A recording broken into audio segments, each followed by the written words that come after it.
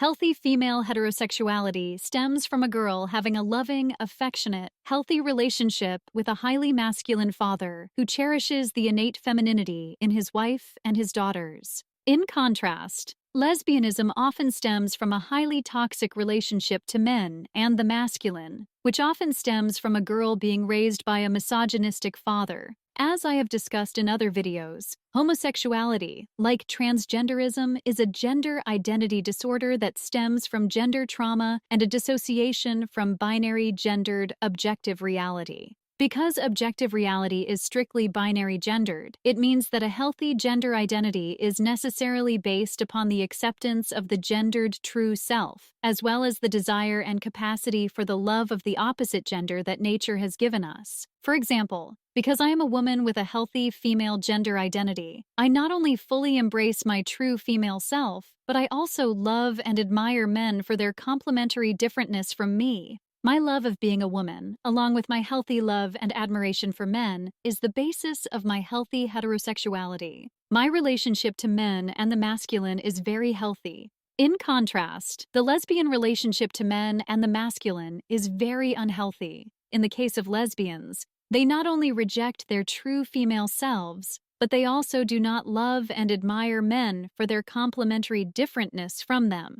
Their hatred of being a woman, along with their lack of healthy love and admiration for men, is the basis of their homosexuality. Keep in mind that hatred can be either unconscious or conscious. Because homosexuals refuse to accept their true gendered selves, they then cannot love the differentness of the opposite gender. Gender identities aren't like different ice cream flavors where some naturally have preferences for one flavor over the other. Gender identities are concrete psychological reflections of biological sex. And if a person's gender identity contradicts their biological gender, it means that that person is suffering from mental illness. All forms of psychological dysfunction and mental illness are defects of the intentional designs and laws of nature. The only healthy and correct type of gender identity is one that matches biological reality. And despite what the mainstream mental health field, which is run by mentally ill individuals and perverts, currently claims, gender identity is not separate from sexuality.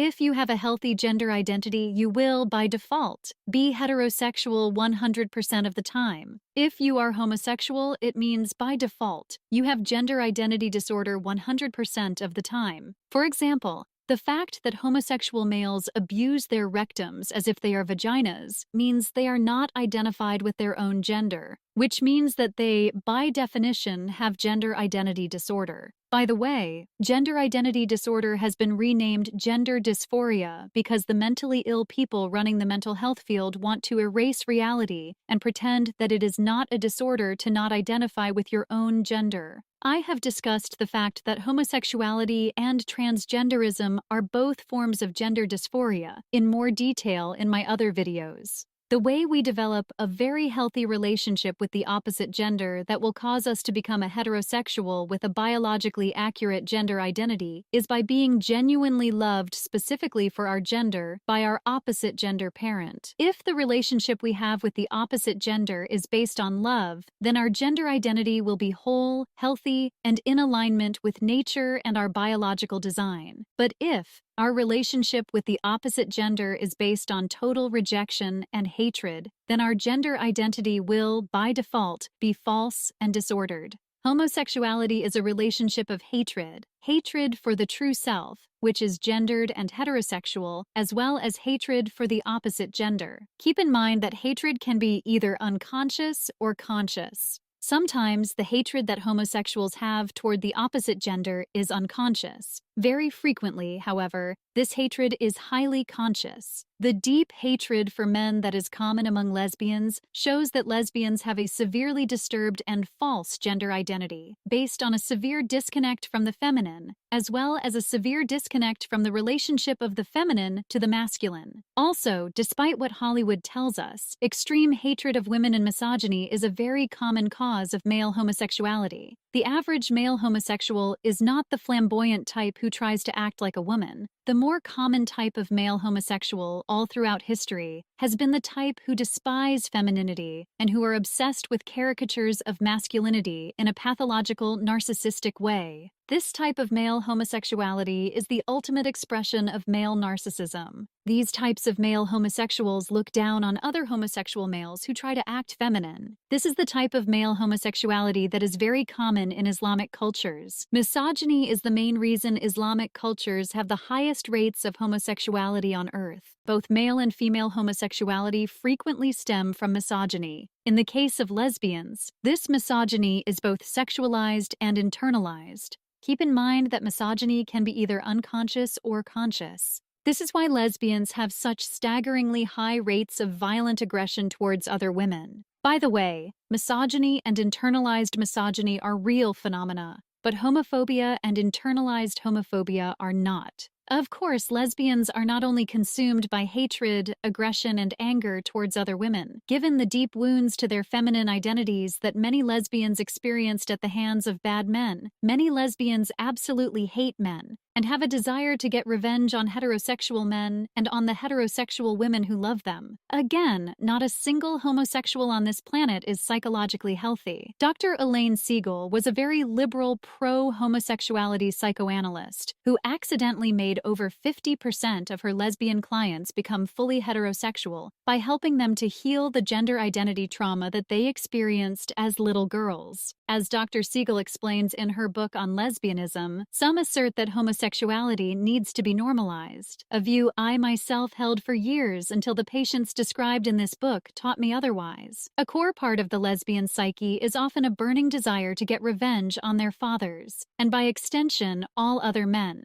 for wounding their female gender identities. For this reason, many lesbians will choose as an ideal an aggressive woman who knows how to make men suffer. In the following example from one of Dr. Siegel's patients, you can see just how much of lesbianism is driven by vindictiveness and hatred for men. Her choices revealed a predilection for highly seductive women who were sexually attractive to men. By possessing them, Charlotte could unconsciously vent her revenge fantasies on her father and on all other men, because in her childhood no such revenge was possible. Psychoanalyst Dr. Gerald Schonewolf explains that there is often a vengefulness in their exclusion of men from their intimate lives. One lesbian noted that she had fantasies of her father jealously and angrily watching her have sex with another woman. Lesbians have a resentment of traditional women who are openly receptive to men and to the roles of wife and mother. Since they were prevented from bonding with their fathers and with men, they do not want any other women to do so. An additional aspect of their relationships is wanting not only to exclude men, but to make men feel jealous of them, to show men that their penises and their masculinity are unneeded. This represents a reversal of the envy they feel toward men.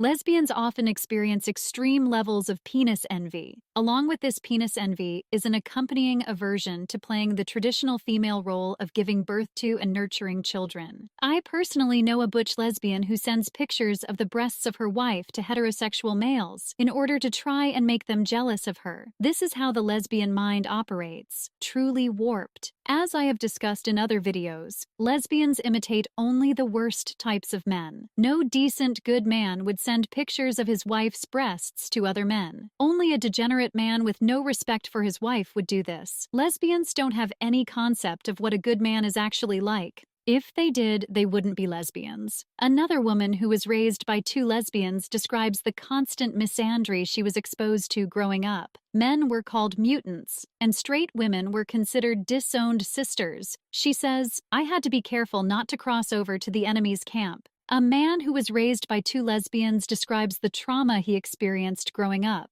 Lesbians who hate or fear men take this out on boy children. I suspect the same thing happens with gay fathers and girl children. Lesbians fill their children with their own fears and hatreds. I say this after considering the causes of needless pain in my past. Until I was 16 or so, I was sexually abused by many men, friends of my mother's, whom I was occasionally left with. The end result of all this abuse is that today I don't trust people. Another woman who was raised by lesbians says, all lesbians would talk about men as crude, destructive, dishonest, sleazy creatures that were really not supposed to exist. They would say that men were a mistake. Dr. Siegel says that to her lesbian patients, men were seen as no good and useless, period. So, as can be clearly seen, lesbians have an extremely distorted, disturbed, and toxic relationship with men and the masculine. The gender identity of woman is necessarily defined by her relationship to her equal opposite, which is man, just as the gender identity of man is necessarily defined by his relationship to his equal opposite, which is woman. Woman cannot be defined without man. Man cannot be defined without woman. Male is defined by the reality of female. Female is defined by the reality of male. Femaleness is defined by its relationship to maleness. Maleness is defined by its relationship to femaleness. Masculinity is defined by femininity. Femininity is defined by masculinity. We literally could not even define gender itself, male or female, man or woman, masculinity or femininity, without the existence of and our relationship to the equal opposite gender. The fact that our very existence depends on the opposite gender means that biologically and even spiritually, gender identity is necessarily defined by our relationship with the opposite gender. If the relationship we have with the opposite gender is very healthy and based on love and admiration, we will be a heterosexual with a biologically accurate gender identity 100% of the time.